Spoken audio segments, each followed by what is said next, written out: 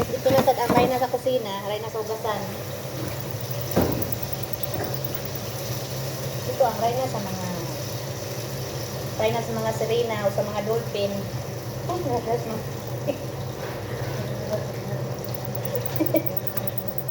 Aray na sa kusina pala ito, guys. Alam niyo, masarap ang abroad, hindi. Abroad rin, sabi niyo masarap. Pero pag inyong tikman, maasim. Pero pagkadawat sa sahod, matamis. Ay, sili na, masarap pa daw kung siya. Hindi na eh, sarap pa ng abroad. Ayaw na magamit, hindi masarap ang abroad. No?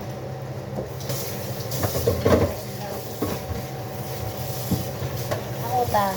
At least meron tayong kabayad kasi mangutang ka sa Pinas, wala kayo kabayad, ay pang dinding. Dito, kahit magdinding ka pa na kayo kabayad.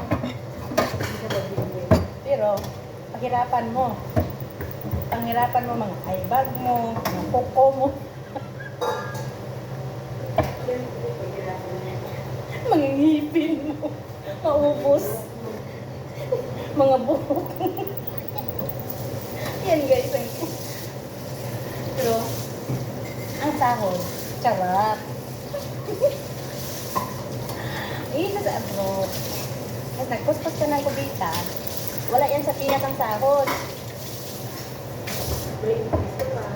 Ang sahod nandun dito, kahit nagpuspos kami ng kubita, kahit wala na kami ngipin. Kahit nangamot yun. Pero sa sahod, masarap.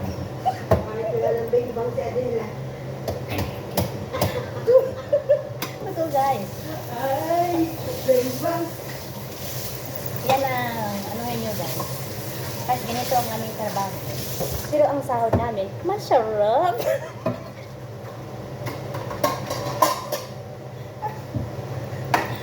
Bakit? Sa Pinas, magkuskusin ng kubita o ng bago. Meron ba dyan sahod ng ganito? No. Ayan guys. Tingnan nyo guys paano ko manghugas.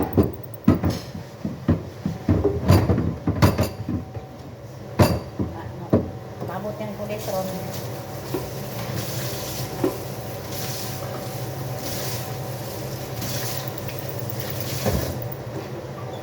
Bing-bang. May bing-bang na sa plato guys. At yung lahat na. Ganito kami. Ganito kami kasi pag mga OFW. Bukas masarap ang bengkang namin. Walang problema. Patay ang katawan namin. Sanay naman kami sa mga bingbang sa trabaho.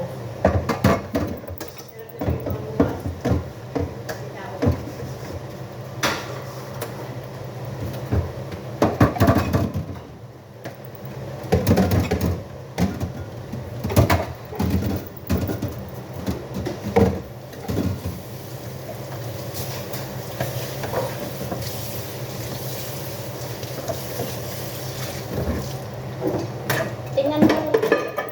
Manok na eh. Baka naging piso na yan.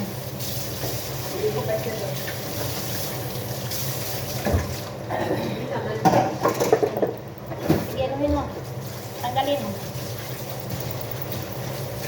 Chat at sa mga supporters ko ha. Stick po kayo ha. Palagi lang kayo mag-uwat sa akin. Huwag kayo magsawa. Kasi pag magsawa kayo sa akin, wala kayong pangkape.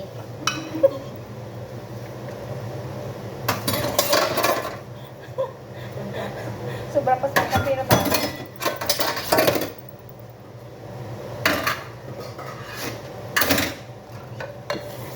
Saan man kayo maghanap ng palaging mamigay ng pangkape, basta manalo o mapaldo. Lalo mapapaldo siya dila mo.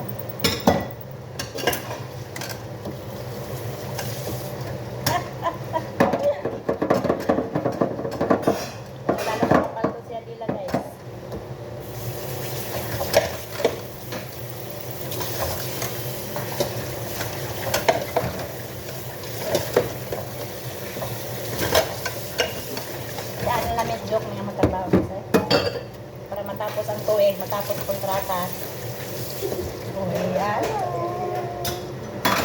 Uyala. Makatigay man si Lina o Bingbang.